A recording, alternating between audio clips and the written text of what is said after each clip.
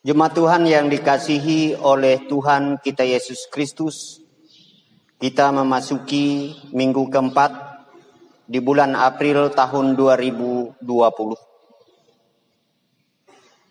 Adapun bagian firman Tuhan yang diperhadapkan bagi kita dan menjadi dasar renungan diambil dari Lukas pasal 24. Ayat yang ke-13 sampai ayat yang ke-35. Sebelum kita membaca, mari kita berdoa. Ya Allah, kami meminta kuasa Roh Kudus-Mu mengurapi hati pikiran kami, agar kami mengerti, memahami akan firman-Mu. Di dalam nama Yesus Kristus kami meminta. Amin. Lukas pasal 24 ayat 13 sampai yang ke-35 dengan judul perikop Yesus menampakkan diri di jalan ke Emmaus yang berbunyi demikian. Pada hari itu juga dua orang dari murid-murid Yesus pergi ke sebuah kampung bernama Emmaus yang terletak kira-kira 7 mil jauhnya dari Yerusalem. Dan mereka bercakap-cakap tentang segala sesuatu yang telah terjadi.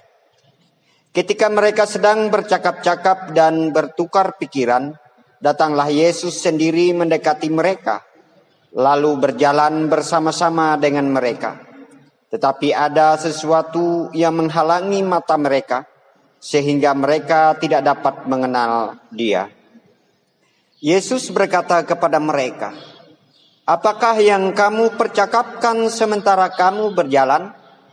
Maka berhentilah mereka dengan muka muram. Seorang dari mereka namanya Kleopas menjawabnya, "Adakah engkau satu-satunya orang asing di Yerusalem yang tidak tahu apa yang terjadi di situ pada hari-hari belakangan ini?" Katanya kepada mereka, "Apakah itu?" Jawab mereka, "Apa yang terjadi dengan Yesus orang Nazaret?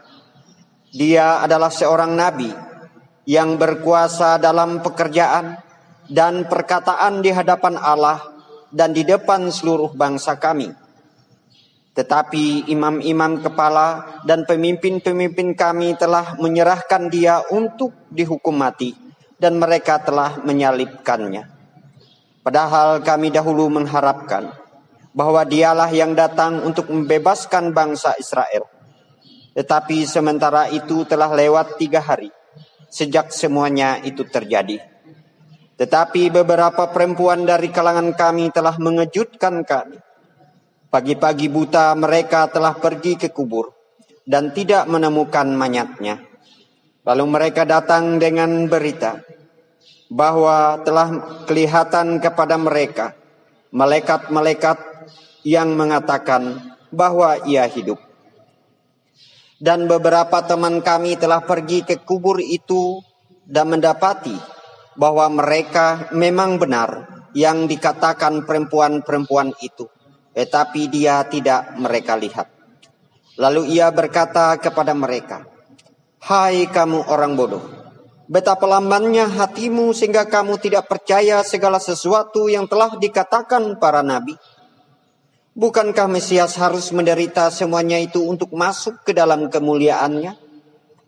Lalu ia menjelaskan kepada mereka apa yang tertulis tentang dia dalam seluruh kitab suci, mulai dari kitab-kitab Musa dan segala kitab nabi-nabi. Mereka mendekati kampung yang mereka tuju. Lalu ia berbuat seolah-olah hendak meneruskan perjalanannya.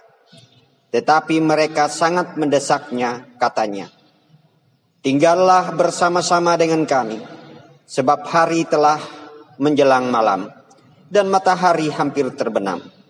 Lalu masuklah ia untuk tinggal bersama-sama dengan mereka. Waktu ia duduk makan dengan mereka, ia mengambil roti, mengucap berkat, lalu memecah-mecahkannya, dan memberikannya kepada mereka. Ketika itu terbukalah mata mereka, dan mereka pun mengenal dia. Tetapi ia lenyap dari tengah-tengah mereka. Kata mereka seorang kepada yang lain, "Bukankah hati kita berkobar-kobar ketika ia berbicara dengan kita di tengah jalan, dan ketika ia menerangkan kitab suci kepada kita. Lalu bangunlah mereka dan terus kembali ke Yerusalem.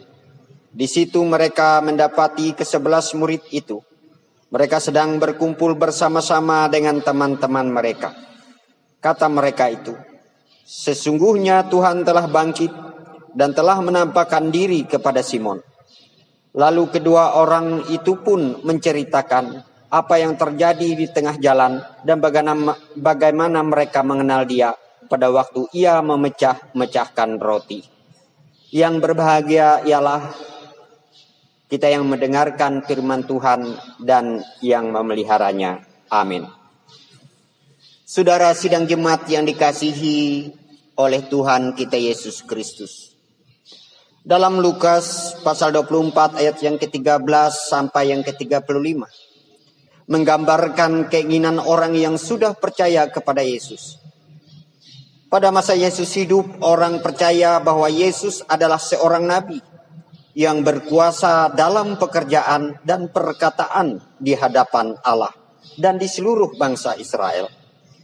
Sehingga mereka berharap Yesuslah yang datang untuk membebaskan bangsa Israel. Melalui pernyataan itu, maka Yesus diharapkan menjadi Mesias yang membebaskan bangsa Israel secara politik.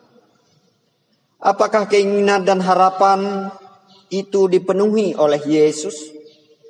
Tidak sama sekali. Mengapa? Karena Yesus datang untuk mengungkapkan karakter dan kehendak Allah. Dan yang kedua, Yesus datang untuk menebus dosa-dosa manusia melalui kematiannya di kayu salib. Dan yang ketiga, Yesus datang untuk menaklukkan kuasa kejahatan, dibuktikan melalui kebangkitannya pada hari yang ketiga. Saudara-saudara yang dikasihi di dalam Kristus Yesus, bagaimana dengan kita di Barito Utara ini?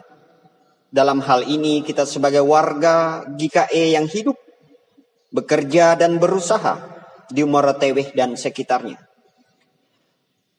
Tentunya paparan ini dibatasi, mengingat wewenang dan kapasitas masing-masing kita berbeda.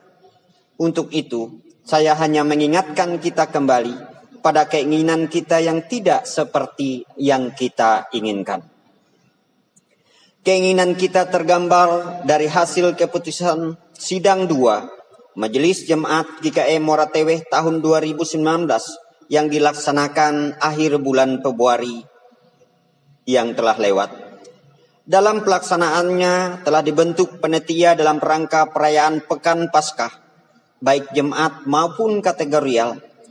Seksi pelayanan Bapa atau SPB pun telah mempersiapkan diri untuk membalas kunjungan KPB, SPB, dan SPPR jemaat Kuala Kurun. Panitia sudah mulai bekerja melaksanakan tugas yang dipercayakan. Tetapi pertengahan bulan Maret 2020, Majelis Resort Jemaat GKE Muara Teweh menerima surat edaran dari Majelis Sinode GKE, di mana intinya membatasi kegiatan gereja, mengingat COVID-19 sudah menyebar di beberapa wilayah di Indonesia. Melalui rapat Majelis Resort dan Jemaat GKE Muara Teweh, diputuskan untuk melaksanakan himbauan baik pemerintah maupun Majelis Sinode, sehingga baik perayaan maupun ibadah tidak lagi dilaksanakan di lingkungan gereja dan dalam gereja. Maka Jumat Agung dan Paskah pun kita laksanakan di rumah kita masing-masing. Sidang jemaat yang diberkati Tuhan Yesus Kristus. Harapan kita pun tidak tercapai. Kita berharap pandemi COVID-19 segera berlalu dan tidak menyebar luas. Tetapi justru akhirnya bulan April 2020 ini, status Kabupaten Barito Utara dikategorikan masuk zona merah dengan 3 orang positif COVID-19. Sebagai warga GKE, kita saat ini hidup dalam dilema dan ketidakpastian. Keinginan dan harapan kita tidak terwujud, sehingga muncul berkecamuk pertanyaan dalam benak kita. Di antaranya, sampai kapan kita harus begini? Apa yang harus kita lakukan? Bagaimana kita sebagai warga GKE bersiap? dan pertanyaan seterusnya. Untuk menjawab pertanyaan yang muncul dalam benak kita kembali pada nas kita. Dalam ayat yang ke-25 Yesus berkata, "Hai kamu orang bodoh, betapa lambannya hatimu, sehingga kamu tidak percaya segala sesuatu." Hal ini diucapkan Yesus ketika Kleopas dan temannya sibuk menilai peristiwa hilangnya mayat Yesus, tetapi lupa bahwa dalam kitab para nabi sudah dinyatakan atau dinubuat. Kita bisa saja menjadi bodoh dalam keadaan sekarang ini. Kenapa demikian? Karena kita tahu ataupun kita tidak tahu bahwa COVID ini bisa menjangkiti siapapun dan menulari semua orang dalam jarak tertentu. Kita pun bisa menjadi lamban hati. Kenapa demikian? Karena kita merasa rugi dan keinginan kita bertentangan dengan keadaan yang kita hadapi, sehingga keinginan kita tidak tercapai. Akhirnya kita tidak percaya bahwa ancaman COVID-19 ini adalah sesuatu yang nyata. Sidang jemaat yang diberkati oleh Tuhan kita Yesus Kristus, marilah kita terus menjalani dan jangan lupa untuk menikmati pola kehidupan kita yang baru saat ini. Terus kembangkan pikiran positif dalam renungan dan penghayatan kita pada keadaan yang sedang dan akan terjadi. Tetap syukuri apapun keadaan kita, karena kita adalah anak-anak Allah yang mencerminkan kasih dan kesetiaan Kristus. Sekali lagi, soal pandemi COVID-19 atau Corona, kita biarkan yang berwenang untuk melakukan tugasnya.